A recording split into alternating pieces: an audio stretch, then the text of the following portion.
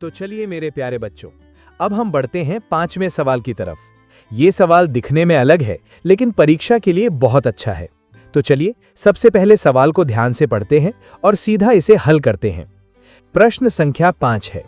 जांच कीजिए कि क्या किसी प्राकृत संख्या n के लिए संख्या 6 की घात n अंक 0 पर समाप्त हो सकती है।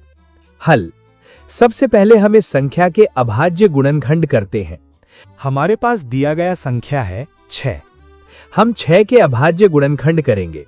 6 का पहाड़ा पढ़िए, 2 तिया 6, तो हम लिखेंगे 6 बराबर 2 गुणा 3। तुलना करना। अब बहुत ध्यान से देखिए, 6 के गुणनखंड में 2 तो मौजूद है, लेकिन क्या यहाँ 5 दिखाई दे रहा है? बिल्कुल नहीं, यहाँ 5 गायब है। और गणित का नियम कहता है कि बिना 5 के कोई भी संख्या 0 पर खत्म नहीं हो सकती। चाहे आप 6 को कितनी भी बार गुणा कर लें, 6 की घात n अंक 0 पर समाप्त नहीं हो सकती है। निष्कर्ष। तो हम इसका उत्तर ऐसे लिखेंगे। चूंकि 6 के अभाज्य गुणनखंड में संख्या 5 उपस्थित नहीं है, इसलिए 6 की घात n कभी भी अंक 0 पर समाप्त नहीं हो सकती है। उदाहरण से समझना। अब आप सोच रहे होंगे कि सर 0 के लिए 5 क्यों जरूरी है? तो चलिए इसे कुछ उदाहरणों से समझते हैं। बच्चों, गणित में 0 तभी आता है जब 2 और 5 की पक्की दोस्ती होती है। जैसे 10 को देखिए, इसके अभाज्य गुणनखंड है 2 पंजे 10। देखिए यहाँ 2 और 5 दोनों हैं, इसलिए पीछे 0 आया। जैसे 20 को देखिए, इसके अभाज्य गुणनखंड है 2 दूनी 4 और 4 पंजे 20। यहाँ भी 2 और 5 की जोड़ी है, इसलिए 0 आया। अब जरा 8 को देखिए।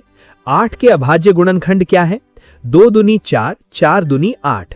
यहाँ 2 तो बहुत सारे हैं, लेकिन 5 गायब है, इसलिए 8 के पीछे 0 नहीं आता। एक और संख्या देखिए, 15। इसके अभाज्य गुणनखंड है 3 पंजे 15। यहाँ 5 तो है, लेकिन उसका दोस्त 2 गायब है, इसलिए इसके पीछे भी 0 नहीं आता। तो हमने क्या सीखा? 0 लाने के लिए 2 और 5 दोनों का होना बहुत जरूरी है। एक्सपेरिमेंट। अगर अभी भी किसी बच्चे को यकीन नहीं हो रहा, तो चलिए एक एक्सपेरिमेंट करते हैं। हम 6 और 10 दोनों को गुणा करके देखते हैं कि जीतता कौन है। पहले 6 को चेक करते हैं। अगर घात 1 हो, 6 एकम 6, पीछे 6 आया। अगर घात 2 हो, 6 गुणा 6 बराबर 36, पीछे फिर से 6 आया। अगर घात 3 हो, 36 गुणा 6 बराबर 216। अरे, यहाँ भी पीछे 6 आया। अगर घात 4 हो, 216 गुणा 6 बराबर 1296। यहाँ भी 6 ही आया। अगर घात 10 हो, तो संख्या आएगी 6,04,66,176। बाप रे, इतनी बड़ी संख्या, लेकिन देखिए पीछे 6 ही आया। देखा आपने, 6 हार गया, उसके पीछे 0 नहीं आया। अब चलिए 10 को चेक करते हैं। अगर घात 1 हो, 10 एकम 10। अरे वाह, पीछे 0 आया। अगर घात 2 हो, 10 गुणा 10 बराबर 100। यहाँ भी पीछे 0 आया। अगर घात 3 हो, 100 गुणा 10 बराबर 1000। यहाँ भी 3 0 आए। जादू समझ आया?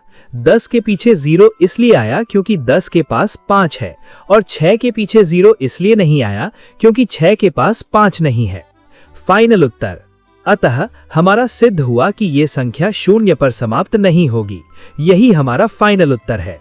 अगर आपको यह वीडियो पसंद आया तो इसे लाइक करें और अपने दोस्तों के साथ शेयर जरूर करें। अगर आपने अभी तक हमारे चैनल को सब्सक्राइब नहीं किया है तो नीचे दिए गए लाल बटन को दबाकर सब्सक्राइब करें और बेल आइकन दबाना न भूलें, ताकि आप हमारी अगली वीडियो मिस न करें। वीडियो देखने के लिए आपका बहुत बहुत धन्यवाद।